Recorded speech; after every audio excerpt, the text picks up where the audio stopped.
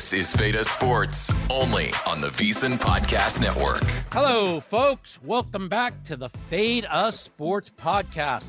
And it's college basketball March Madness week. And on this week, we have a special guest, Mr. Alan Boston. But first, my rant is going to be opposite of what my rant was 3 weeks ago, which is my Los Angeles Lakers, which were left for dead 3 weeks ago, losing 4 straight, dropping to 10 over 500. The laughing stock of the NBA have now won 10 out of 11 and beat 4 quality teams. And a lot of people think they're a contender now. I'm not sold on it. I'm hoping they are. But just the fact they turned it around, I'm pretty happy about.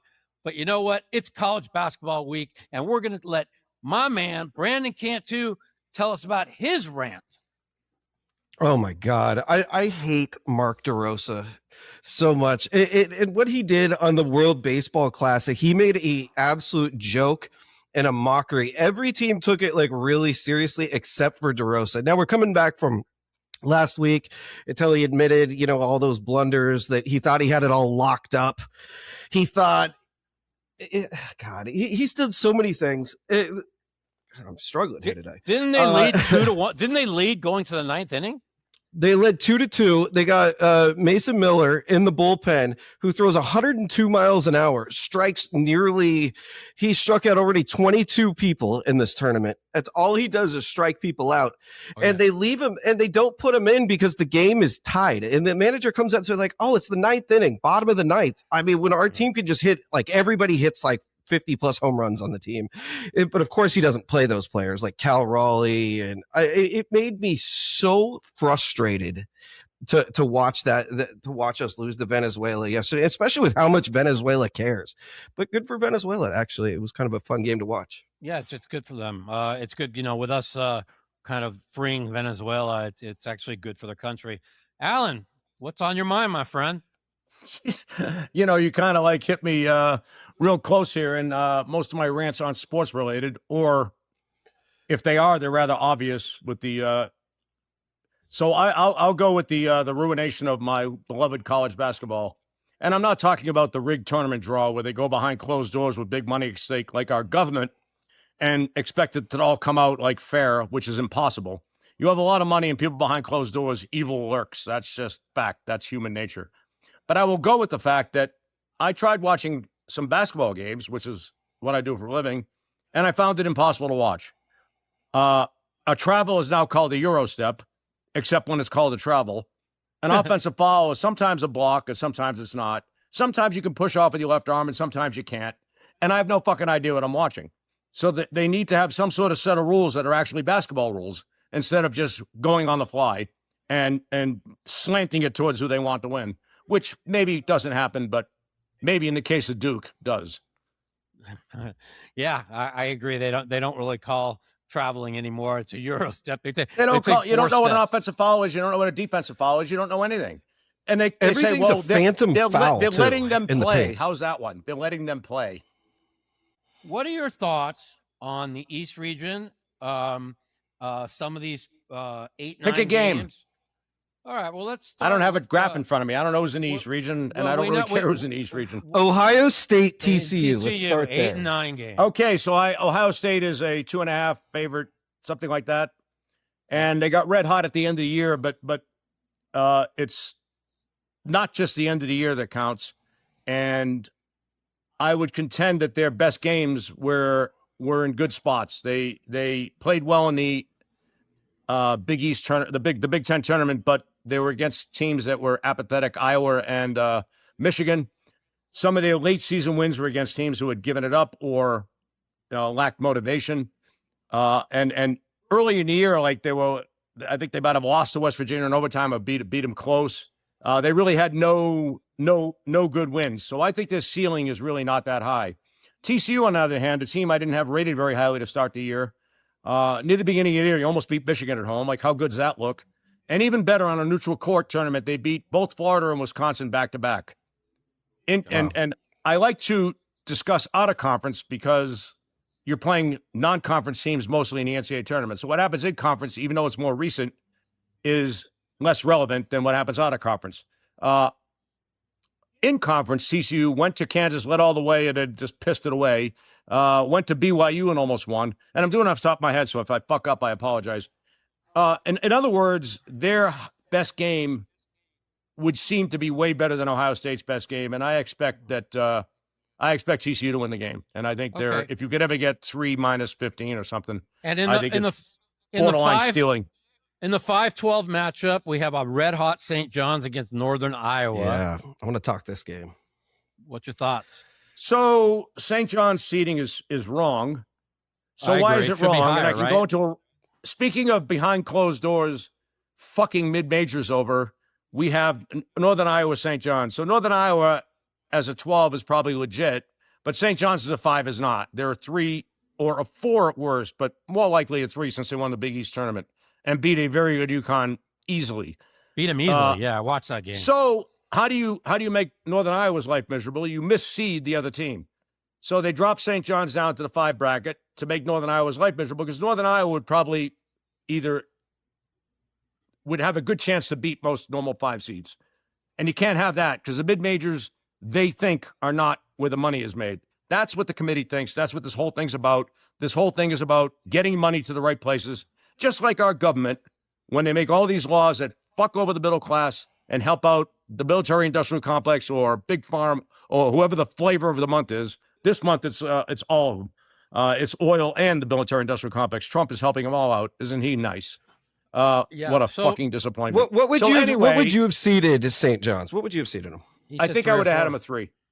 A 3. Okay.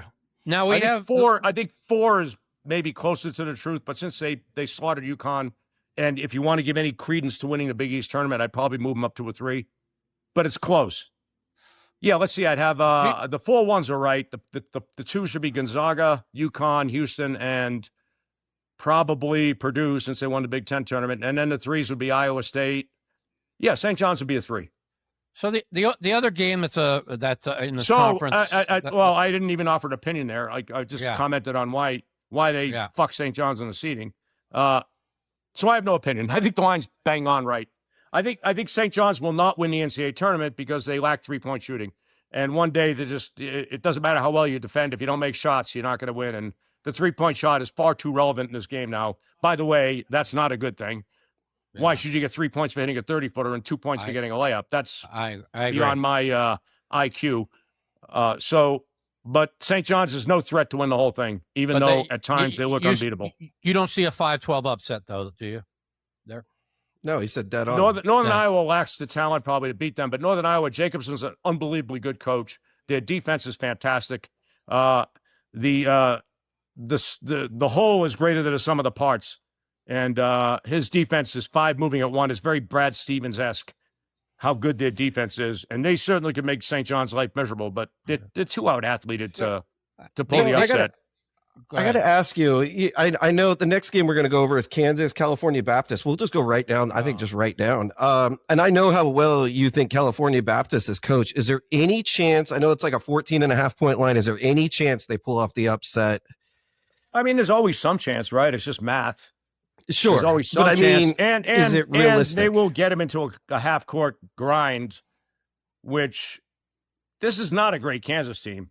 And their best player has his NIL contract that he can pull himself out of the game whenever he wants. Isn't that great? Here, we're going to pay you $2 million, but you can leave the fucking game whenever you want. The whole thing's just so fucking ridiculous. He's a pussy anyway. I don't like him. I don't care how talented he is. Yeah. Play through the fucking injury, you pussy. Like, that's what you're supposed to do. Yeah. This is not a good Kansas team. I don't think Bill Self is some great coach. I do think Rick Croy is pretty good, the guy at Baptist. And I do think they'll get him to a half-court game. And anytime you get into a low-scoring grind with a team that's not very proficient at scoring like Kansas is, you could see a 65-63 Baptist win. But, again, they're probably too outmanned. That's the problem with the NIL, is one team pays $1 million for a player, the other team pays $50,000 for the player. Who do you think has better players? Whereas, and with the rampant transferring, guys who are very good at creating programs, at developing players, they don't have 2-3 years together with these players to make them a terrific unit. It's always 11 new players every year. Witness what Miami O did. They had most of the team come back last year. but we'll get to them later. So no, Yeah. I don't see any kind of upset, but I do lean to Cal Baptist. I think the line is slightly high. All right, hold on. We got. What do you think of this UCLA 7-10 matchup? I think Central Florida shouldn't be in the tournament. In fact, I know they shouldn't be. They'd be a 5.5 point dog to both San Diego State and Auburn, who aren't in the tournament. So that's how bad that is. Wow. So UCLA struggled with injuries this year, and most recently had two guys out in the latest game against Purdue. However, they're all healthy. Sky Clark is back for a few games now and very healthy. Cronin did a lot of work with his point guard, the kid from New Mexico, and he's become a more complete point guard. He's less out of control and more willing to pass. I think UCLA is maybe the only dark horse that has a chance to make a big run. That's kind of a long shot. Central Florida has Johnny Dawkins. He's a clown, and there's nothing. They're completely outmanned. They have no good wins this year, and if they did, I think they'd beat Kansas at home. Big deal. That's not even a good win. In the must-win games down the stretch, they lost to Oklahoma State, who can't play a lick, and Baylor, fresh off taking Arizona to the wire at home. So they caught two teams in the right spot and lost to both of them. And then they went to West Virginia in a game they thought they had to win and couldn't win that. So I give them zero chance to beat UCLA, and I think UCLA will absolutely murder them. I think this is a very, very good UCLA team who's playing at their best right now. And with that said, we are going to take our first break. Yes, we'll be right back. You're listening to Feta Sports on the VEASAN Podcast Network. So you're listening to this podcast because you want an edge. But what if I told you you're only halfway there? You've got the mindset. Now it's time to get the toolkit to match. Here's the thing. Pro bettors spend thousands of data and tools. And what they don't want you to know is what you could get when you same edge for a fraction of the cost with VEASAN Pro. VEASAN Pro, you'll get access to expert picks, public betting data, prop projections, powerful tools, analytics, and more. Just tap the link in the description and see why thousands of bettors are already using VEASAN Pro to cash more bets. Okay, Alan, we're going to go to the next region, which Hold on, we got one more game. We got to go over UConn and Furman, because then I want to hear if anyone can beat Duke from Boston. Well, And UConn's not going to lose to Furman, okay? No, not lose to, but we're here. The line's Furman's got a great coach. Furman's got a great coach, but they can't beat UConn. I think UConn can win the whole thing. Really? Yeah. Okay. Yeah, Hurley. If he learns from the St. John's loss, where St. John's completely got Caravan away from the spots that he wants to shoot from, and Hurley's coaching staff is elite, they're definitely a threat to win the whole thing. I think their best game is immense. So I give UConn a shot to win the whole thing. I'm a huge Dan Hurley fan. So we go over to the South Conference. Florida's the number 1 seed. We have an 8-9 game with Clemson and Iowa. That looks interesting. We have Vanderbilt, who's really been well in a 5-12 game at McNeese. Nebraska. Vandy's a 5? What's that? Yeah, Vandy's a 5. They should be higher, right? Fuck. Yeah. But they're playing a mid-major. Notice they're playing a mid-major. Yeah. So what are your thoughts? A dangerous mid-major. Right into my theory. I'm sure you think Florida's going to win, so we'll pass on that. Clemson and Iowa 8-9 game. What do you think there? I think the mirror image of each other. Two excellent coaches who lack talent and who get teams to overachieve. I think the game's very even. I'd lean to Clemson. Okay, and then we go to Vanderbilt and McNeese. That's the 5-12 matchup. McNeese is very, very good. But Vandy, you saw Vandy destroy Florida. Yeah, I doubt many teams would have beaten them that day. So I think the line's about right. So I'd pass that. Nebraska is a 4 seed, best year they've ever had. What do you think about them? Can they do damage? No. I'm not a fan of that coach. So they started like a house of fire. At the beginning of the year, they looked almost unbeatable. Went to Michigan with 5 players. They were 20-0, and one of the only college games I watched this year was when Michigan with only basically 5 players and almost won the game. Just absolutely incredible effort. However, and this is the big however, as they saw teams the second time, they struggled to score. And it would appear, and I'm just guessing, I'm not an X's and O's guy, and I don't really know don't know anything about basketball. It would appear that the film indicated how you guard Nebraska. Also, Mast, who's probably the most important player, is playing with a bit of an injury and definitely seems to be hampering him a little bit. I read that on a forum, not that I could visually see it. And I think they have a good chance to lose this game. Okay. This is a 6 versus 11. I know North Carolina struggled at the end of the year here. They're playing VCU. Any chance of an upset? Who we talking? VCU who? North Carolina. North Carolina. Oh yeah, any chance to bet against Hubert Davis is always welcome. So yeah, of course they could lose. The coach is a clown. But I will say Martelli Jr.'s team made fools of themselves the last 5 minutes against Dayton. That was embarrassing.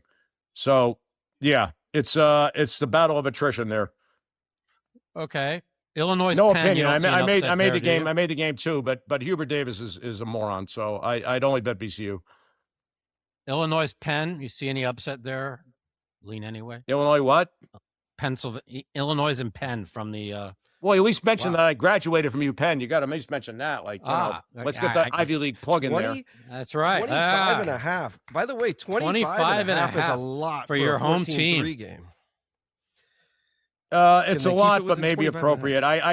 My worry is, the line's too high, but my worry is that Illinois had a 15-point lead in the conference tournament against Wisconsin, and Underwood said we just went to sleep. So if they get 15 ahead of Penn, they may have that in the back of their minds and try to run one up here. So the line's too high, but I'm not excited about betting Penn. And here's a real interesting game. A St. Mary's team that really finished strong, really good at playing a Texas A&M team that I think limped a little bit down the stretch. 7-10 game. Yeah, St. Mary's Randy Bennett, definitely one of the best coaches in the country. Doesn't have a lot to work with. Small school with not a lot of NIL money. And he just makes it work. He's an absolute wizard. Their second half against Gonzaga might have been the best half of basketball I've ever watched. They played a borderline perfect half. Didn't make no mistakes on either side of the ball. I think A&M, Bucky McMillan was at Samford last year, and his up-tempo, kind of chaotic type style can work in a mid-major atmosphere, but tends to fail when playing better teams. And I have a hunch that St. Mary's is going to get them in a half-court slog and make their lives miserable. And I have no opinion because I think the line is actually slightly high, but I'll be rooting for St. Mary's. But I have no opinion on the bet. Okay. And then the last one, Houston, Idaho, 2-15. I don't see an upset there. Yeah, without talent, you're in trouble against Houston. Now we're going to Great head year over by Idaho, though. Great runs for the conference tournament. Really, really good. Good job by the coach. We head over to the West, and what a lot of people are saying that what kind of like you said last year, Florida was the cream of the crop. They're going to win it. Yeah, they struggled late, and they came on strong to win the games last year. But here we go with Arizona. Do you believe Arizona is the team to beat? No, I think Florida's the team to beat. Wow. You think Florida can repeat? So I think I think they have several guys who've been through it. I think that's important. The coach is terrific. He makes great in-game adjustments. They have great rim protection, which is massively important. They have great depth. They wear teams down with their depth and rim protection, much like Michigan. And the weakness in Florida was their guard play, where they have an Ivy leaguer at their point guard. Usually not a good thing if you're trying to win championships. But the kid has gotten more comfortable playing against more athletic opponents and has gotten very good as the year gone on. And, they don't really have any holes in their game except maybe the lack of athleticism at point guard. But the kid's Xavier Lee's projected as a second-round pick, so maybe he's a bit more athletic than I think. He's certainly a very smart player and certainly is adapted. So maybe the loss for Florida to Vandy might be the best thing to happen on going into the tournament. Yeah, you want to get knocked out in the conference tournament. It's all bullshit. Why do you want to wear yourself out for nonsense so some conference can make some money on TV contracts? It's all bullshit. Yeah, they should get knocked out. They didn't show up for that game, and Vandy was also very, very good, so they weren't winning anyway. But, yeah. Okay, so I think Arizona's going to crash out at some point. As impressive as they've been, they're still a youngish team, and youngish teams sometimes hit a wall by year's end. And I could see that happening later in the tournament, that Arizona kind of hits a wall with some of the youth. Okay, so now we go to the 8-9 game in the West, Villanova and Utah State. This is kind of interesting. I watched UNLV crush Utah State. Then they went to the tournament and beat everybody. And Villanova's been right in the middle. This is a pretty interesting game. What's your thoughts? I think Villanova overachieved. I think great job by Kevin Willard. His point guard, who's his stud player, is just a 3-star recruit, which is not good for a high major league. Great job by him. Overachieved. Lost a player a few weeks ago. Actually matters. So they're down a notch from that. And overachieving teams sometimes come back to earth in these tournaments. Utah State, just Jared Calhoun is unbelievable. And I watched them play San Diego State. It was just uber impressive. Like, for them to be a 9 seed is a complete fucking joke. I watched like, the second half. More That was like very a 5. impressive. Yeah, they got fucked. But they do, like, again, the same as they're dropping Vanderbilt and St. John's to 5 seeds when they should be 3s to fuck McNeese and Northern Iowa. Here's Utah State in at the 9. All right, so Villanova's not the worst draw for a 9, but they'll have to play a 1 seed next. Yeah. So they find ways to just get rid of the mid-majors as quickly as possible. And I totally believe this. I know it sounds conspiracy theorist, but I'm right. Go look at all the years and all the draws they've had, and it's always the same. And trust me, I know what they should be seeded. Yeah. I have the ratings. Anyway, Utah State I think Utah State wins the game and is going to give whoever they play in the next round Arizona. It's going to be Arizona. They'll give Arizona a ton of trouble. They are very, very good, Utah State. Our guest last week was very high on this team. I want to know your opinion, and that's Wisconsin. They're a 5, and they're playing High Point a 12. Are you as high on Wisconsin as our last guest was? He says they got a good shot. No, 0. Minus 10.5, by the way. No, I like High Point. The line's too high. So I can understand where you're coming from. If you look at Wisconsin's game, just pragmatically, they won in Michigan. Okay. No one did that, right? Right. No one. They had 3 losses, right, all year? They were fantastic down the stretch. Even when they lost their starting center, they still played great. So all the obvious, if you view it very obviously, they look great. However, it's Wisconsin, and their talent is their ceiling has to be limited. It has to be, because their talent is not overwhelming. The coach is very good, yeah, but I think some of their wins are more maybe the other team not playing well rather than being great. Now, High Point last year should have beaten Purdue. The refs completely fucked them over. We were really high on High Point last year. They were very good. Now, this team is not as good. They lost on a neutral to Appalachian State, which is not good. They lost at home to Southern Illinois, which is not good. But their power rating still is pretty high. They lost that big center who went to some power school with a double last name. He was their rim protection, which is, again, I mentioned, very, very important. So this is not as good a High Point team as last year. However, Wisconsin's not some elite team that's going to run right over High Point. I think the line is way too high. So I like High Point. And the 4 seed versus 13, Arkansas, Hawaii. What's the line, Cantu? I'm not sure. 15.5.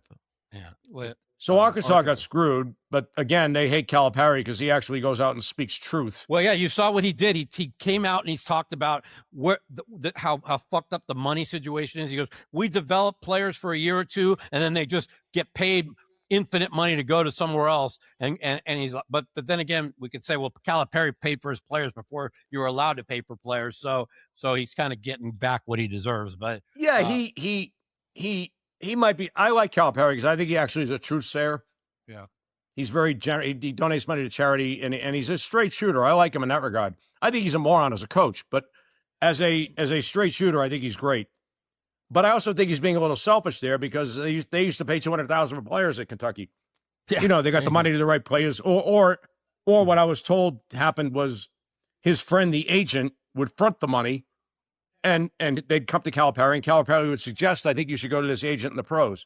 So the agent, would put up a couple $100,000 to get a player, and it was like a free roll, because if he signed the guy, when the guy's making millions and millions and millions, the agent got more than enough back in return. Anyway, yeah, so I think Calipari liked it when he could just buy the players and no one else could. That being said, he is right. Like, the system is flawed and ridiculous. Very flawed. But they go after Calipari has never had a good draw in this tournament. That's fact. He's right about that. And the fact that they're playing on a Thursday after playing on a Sunday is absurd. Yeah. Play Sunday, you should play Friday. Never mind. There was a I think part of the tournament's in Oklahoma City or Tulsa, I forget, one of those things, which would have been more convenient for Arkansas to travel to. Instead, they ship them up to fucking Oregon, which is just crazy. So they got screwed on the Sunday Thursday dynamic. They got screwed on the travel, and they're playing a team that is very well coached. That'll get them in a half court game, and could make their life miserable. I think the line's slightly high, so I definitely lean to Hawaii. Okay, Arkansas is no killer. In the 6-11, they have talent, but they're no killer, and Calipari is not a good coach. In the 6-11 game, we have BYU with what many consider the best player in the country or the second best, going to be drafted 1 or 2, and against an underachieving Texas team at 11. What's the line, Cantu? 2.5 BYU. Interesting -2.5. game. 6 and 11. So I think BYU is going to kill them. Not a Texas fan. They were life and death yesterday. But worse for them is they played in Dayton last night and have to go to Oregon to play tomorrow night, which is just completely insane and matters. Like, you're traveling 3 time zones. You've all traveled for your poker tournaments. And, you know, see, these are athletes playing a game last night and getting to Oregon. So it hurts the prep. It hurts the circadian rhythm, or whatever that fucking term is. It hurts your inner rhythms, and fatigue could matter here. Like, you're just all fucked up from the travel. I think BYU, they lost Saunders, who's their 3-point bomber and kind of a glue guy, and the team definitely fell off the map a little bit. But DeSanter is a joke. Like, he doesn't try half the time. He doesn't play defense half the time. Doesn't move without the ball. He's immensely talented. Like, forget it. Like, just a freak athlete. But I can't stand him. I wouldn't want him on my team. I think he makes the team worse. In fact, I was hoping they'd get worse so I could make money betting on BYU, because I think they're pretty good without him. That being said, they quit half the games at the end of the year, but when they did try, like, they crushed Iowa State at home without Saunders. And the game against Houston was a very, very good game. They played Houston pretty much to a standstill. Any kind of effort by them, and they should try. It's the NCAA tournament. And they should lay over Texas, who really hasn't done much to write home about all year. So I definitely like BYU. All right. Well, we're going to take our second break. We're going to take our second break. Cantu had something to say. Come on. Go ahead. This is Cantu. important. This is Brandon Cantu, everybody. Let's right. go. We're going to take our second question. We're going to take our second break. Then we're going to come back with the last 3 of this conference: Gonzaga, Kennesaw, Miami, Missouri, Purdue, and Queens. And then we're going to go over the Midwest. We're going to go over the Midwest when we get back. We'll be right back. You're listening to Feta Sports on the VSiN Podcast Network. Hello, folks. Welcome back to the Feta Podcast. We're going to now finish our last 3 from this bracket. Gonzaga, Kennesaw State. I know a lot of people are high on Gonzaga. What's your opinion? Can they win that conference? I have a question before you get into it. This is my favorite team that I've kind of followed. Used to always watch the games with my grandfather, God rest his soul. I would really like to know what you think about this game, and if there's any trouble, and we will say they will play BYU after that. What your thoughts are? We're talking Gonzaga? Yeah. Yeah, I loved them when they were Cinderella, and then they crossed the line and no longer were, and that was kind of sad. And I could have ranted about that. That's why the tournament is lost, because there's no more Cinderellas. NIL and rampant transferring has stopped coaches that are great at developing players into creating a real monster team out of nothing. And NIL means that you're always going to have less talent because you have less money. So Cinderella is gone, and Cinderella is the spirit and charm of this tournament. And I think this tournament will be ruined within 10 years. All right, so that's my second rant and second thought. As for Gonzaga, they're very, very good. Mark Few is elite as a coach. I wouldn't say elite, but he's excellent. And yeah, they lost a good player for the year, but they have plenty of talent. I think line's 21.5. Yeah, no, it's a bad matchup for Kennesaw. Kennesaw likes to play fast, and playing fast against Gonzaga ain't going to do it. Like St. Mary's gets them in that half-court game, which they don't like at all. Not that they can't run half-court offense. They run very good half-court offense, Gonzaga. But well, if they win that, they'll play Kennesaw's the BYU in over Texas their head. winner. And I think Gonzaga can go a long way. I think they're a very, very good team. They're a notch below the elite teams, but they're not as talented as the elite teams. and Okay. that's always a problem. But Can they beat the 1 seed is Arizona and the 2 seed in the bracket is Purdue? Can they beat either of those teams? They'd be favored over Purdue.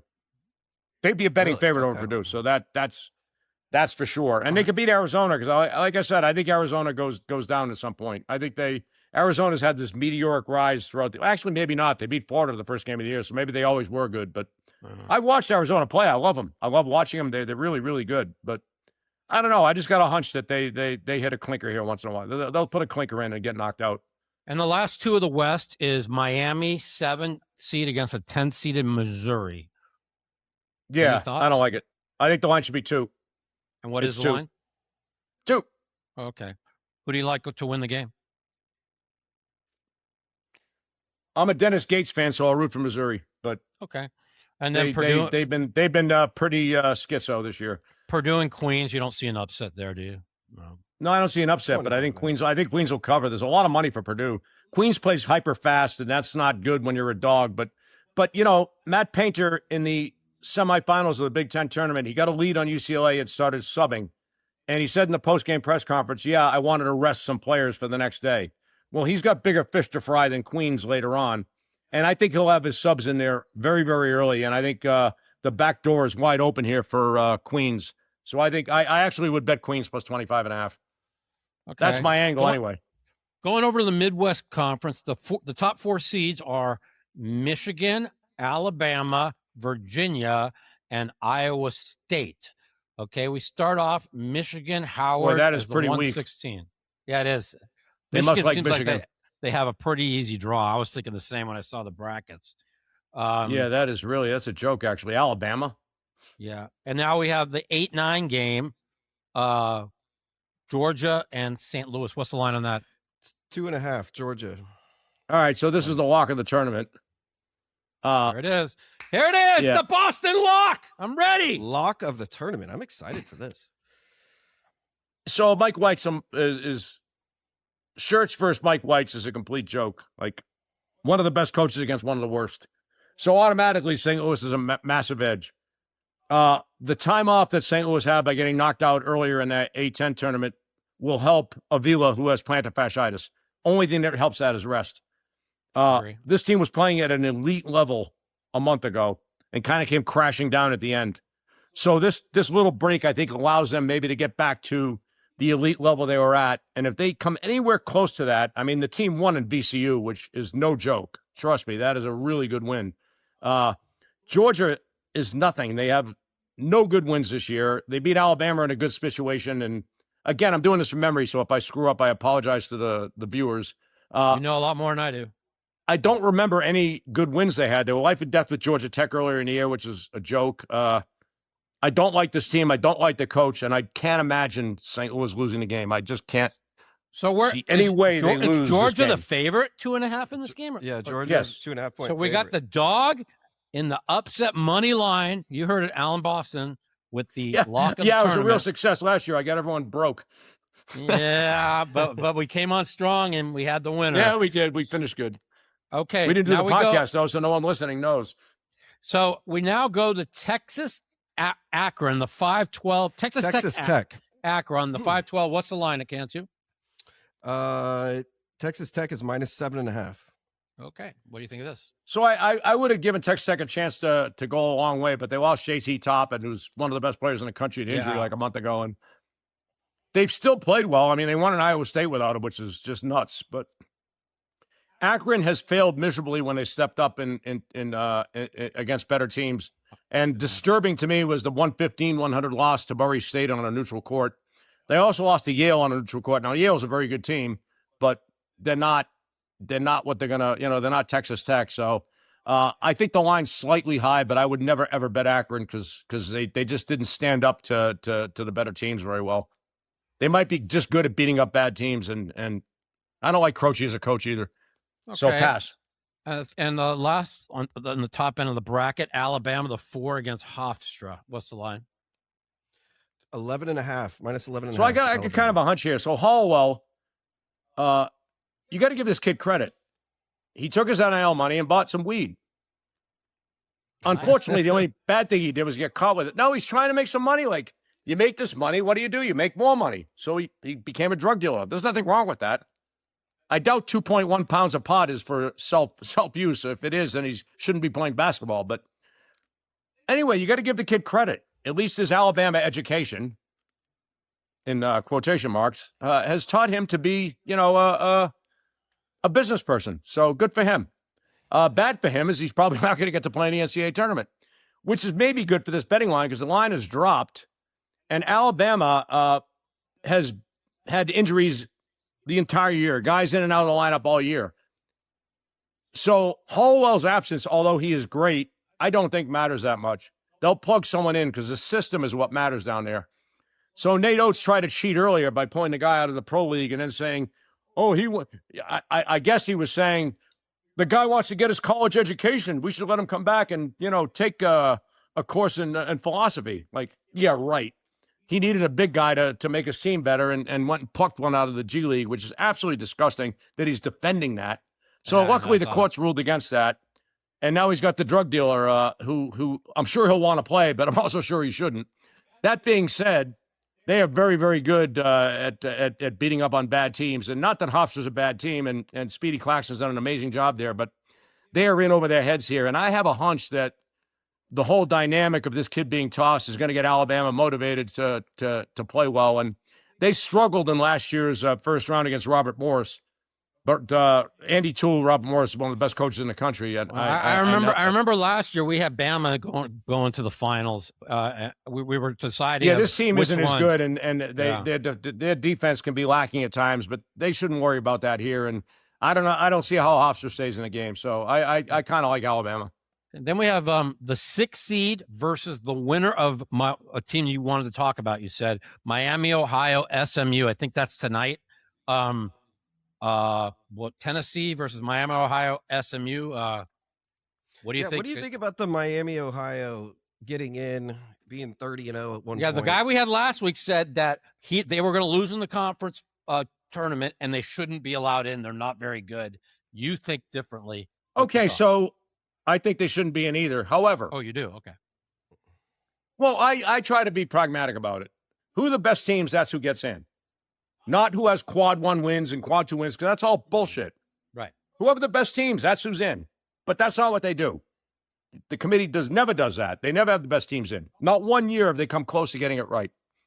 So a team goes 30-0 in the last, let's say, 12 to 15 games, they're getting everyone's best shot.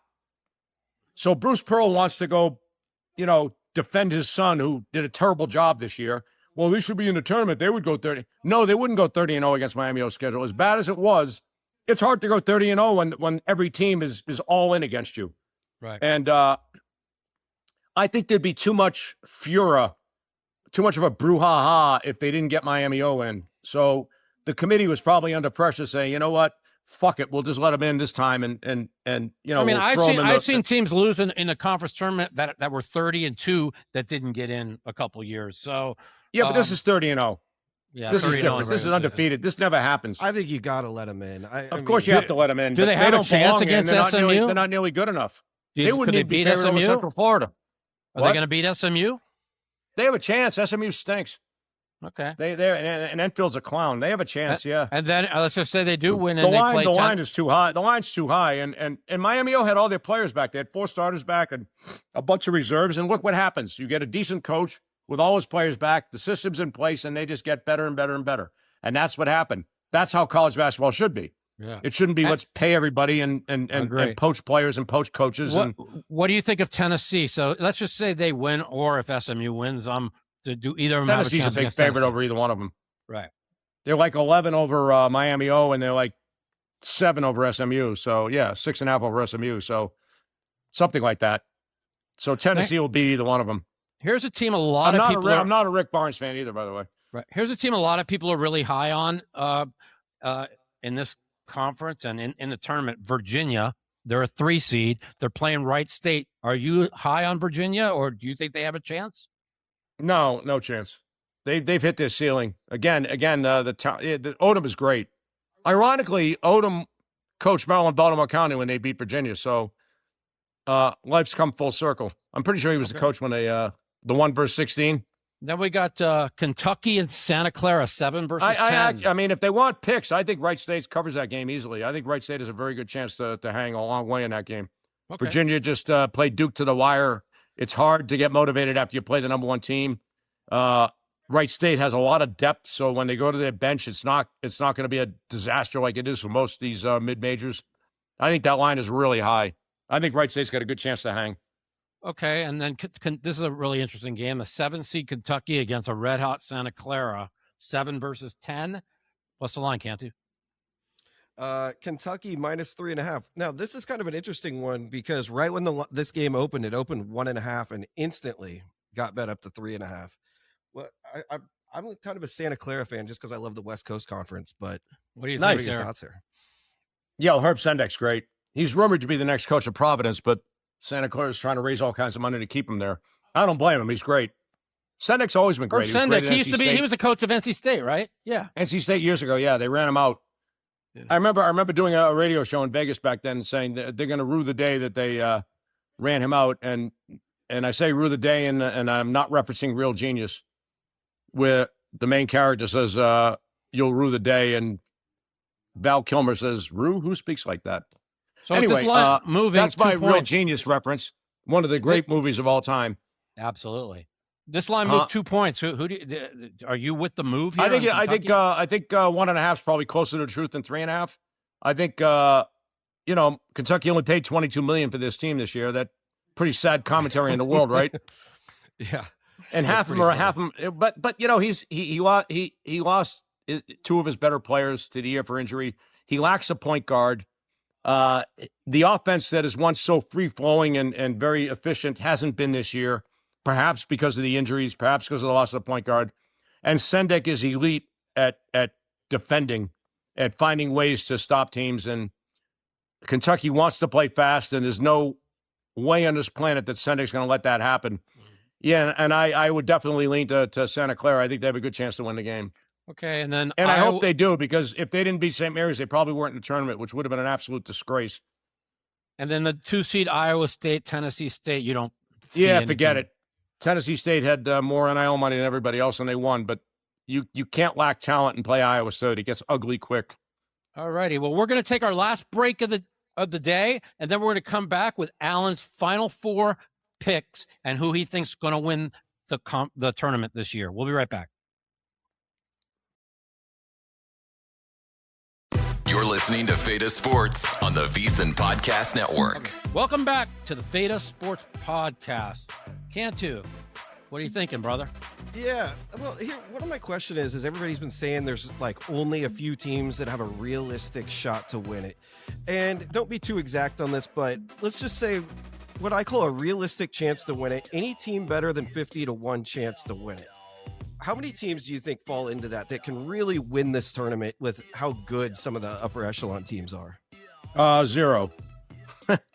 That's what a lot of people are. So you're agreeing then with what the people are saying? Yeah, it's just it's a rigged game, and that's it. It's the haves and the have-nots, and the haves are always going to have it. And like Utah State might be the one team that could cause some trouble, but they're a 10-point dog to Michigan. So you'd have to win as a 10-point dog twice. You're already was it 5.5 to 1 or something? So you're already 30-1 dog already. So give us your final 4 picks. Give us your final 4 pick, Alan, and who you think. I have Mike's phone, and I can now scroll down and look. So the East, I would say, is going to be oh my God! UCLA plays UConn in the second round. Oh, they fucked Cronin over. What a big surprise! Yeah. I'll take UConn in that bracket. Okay. And then Florida. Okay. And what do we got here? I'll take Gonzaga. Wow. And Michigan. Wow. And then who plays who? Gonzaga plays Michigan. So that's Michigan. They beat them by 40 the first time, so I imagine they'll probably beat them again. Yeah. And then UConn would be playing Florida. And I'll take Florida. And I'll take Florida in the final. There you go. I'm not very good at this, by the way. Wow. It doesn't matter. My man Allen, who had 40-1 on Florida last year, cast the ticket to win it all. Yep. I got 18-1 this year. He has 18-1 this year on Florida. Wow. How many tickets do you have? The preseason, like long shots like that, or how many do you have right now? Well, there's one. No, Florida was more recent. I got Vanderbilt at 100-1, I think. Louisville at 100-1, like and Illinois at I forget, 30-1. Those were a long time ago. What's so funny is like up until Louisville has no chance. Up until 3 years ago, I thought Vanderbilt was a truck, and I didn't even know they had a school. Now the Nilmen comes in. They have a top 10, 15 football program. They have a top 15 basketball. I don't even know where the hell Vanderbilt is. Well, they're a very good academic school, and at a time when these schools gave a shit about having academics matter, you couldn't get some of the kids in that might be football stars or basketball stars. Now they don't give a fuck because they generate so much money from it. So, we'll let the academics slide. Plus, they're only going to be here a year anyway. So, yeah, it's all bullshit. We got about 3 minutes left, and I'm going to ask you a question that give me your honest answer. Do you think I don't know anything about honest? Out of the who you picked, that's all I know, bro. Out of the going to the Final Four, is there any team that's outside a top 4 seed that you think can make the Final Four and maybe even make it to the finals? Jesus. We know Vanderbilt. Well, I mean, if St. John's gets hot, is a 5. They're a 5 seed, right? But they shouldn't be a 5 seed. So that's a joke. It's a joke that Kansas is a 4 and they're a 5. Like, yeah. And Louisville's better than Kansas too. This is a tough bracket. Damn. Yeah. This is a brutal bracket. Boy, they really stuck it to Duke. Usually Duke gets a cupcake draw, but not this year. Ugh. Yeah, I saw that. Yeah. I'm scrolling down, dude. I don't do brackets. I do picks. Vanderbilt is a 5. You saw Vanderbilt crush Florida. They could certainly go far. That was an immense effort, and they have a pretty easy bracket. Except they have Florida, who they just crushed. So that's trouble. Yeah. I'd like to say St. Mary's. They're my favorite team, but that ain't going to happen. I'll tell you what. Utah State upsetting Arizona is certainly a possibility. Wow. Jerry Calhoun's unbelievable. Genius. He's a Huggins disciple. Of course he is. Let's see what other 5s we got. 5s and up. Texas Tech, no, not without Toppin. Tennessee, no. Rick Barnes will find a way to blow it. No, that's about it. I got no more. If St. John's could hit some threes, you're right. I think they could be scary. Right, but they lack. They don't have the team. They don't have good enough shooting. And Pitino's hole in his coaching is the offense he runs is not the greatest. His half court offense is lacking. Is it more that, do you think Pitino's a good coach? Because he did turn St. John's around. Is it that he's a great coach or a great recruiter, would you say? He's both. I don't know if everyone says he's a great coach, but I think he's excellent. And he's always been an excellent recruiter. But recruiting is how smarmy you can be, and he certainly has that in spades. Well, Alan, we appreciate I'm not you a Pitino fan, by the way. We appreciate you coming on the podcast. Your insight is impeccable. Hopefully we do a little bit better in the early part of the tournaments than the last part, because you're going to help me win a $5,000 bracket. And then we'll but Cantu wasn't here live, so what's the point?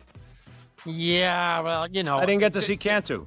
Yeah, but just being able to see him is just, it's just love. Yeah. All right, and there's everybody. no Hellmuth. Where's Hellmuth? We can't no Hellmuth to shit on. You have one thing to say to Phil, real quick. We have throw on an extra 1 minute. Yeah, I miss you, Phil, and I wish I could be investing in your 97 businesses that you're involved with. Yeah, there you go. All right, man. I appreciate you. Thanks for coming on, Alan. This is Mike the Mouth Matasso, Brandon Cantu, Alan Boston, coming to you from the Fade Us Sports Podcast. And as always, fade me, fade Cantu. That's right. And don't fade Alan. We'll see you next week.